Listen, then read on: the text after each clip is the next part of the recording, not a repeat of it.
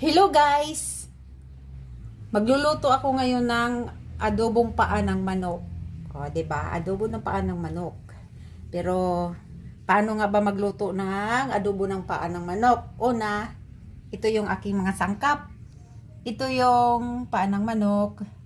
Tapos meron akong brown sugar, laurel, suka, tuyo, ano ba to?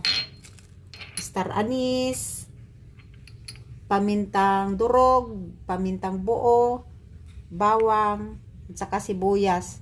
Siyempre, mamaya, pag nagluto ako, kailangan ko ng kunting tubig kasi palambutin ko yan at saka yung mantika. So, ngayon guys, magluto na ako. Mainit na yung kawali, maglagay na ako ng mantika.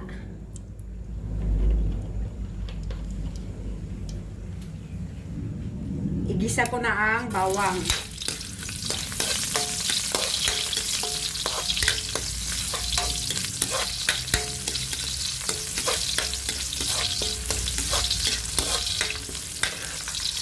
Sunod ko na ang sibuyas.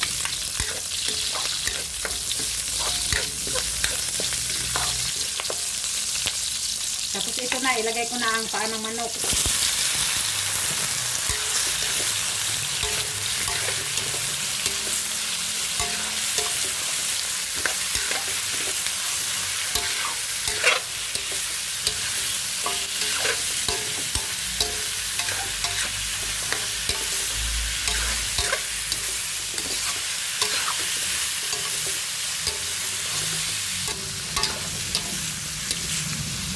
Ito na siya guys, nasangkot sa ko siya ng maigi. Kailangan ko na ilagay ang laurel, star anise, pamintang durog, pamintang buo, kunting suka, toyo, saka yung brown sugar.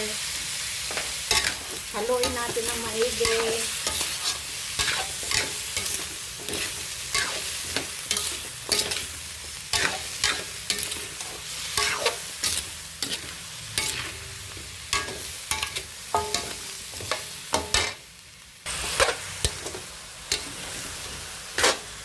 So ito na siya guys. Nahalo ko na siya ng maigi. Lagyan ko siya ng tubig. Yan, aapawan ko yan. Medyo marami-rami tubig ilagay ko kasi gusto ko palambutin ko siya ng maigi.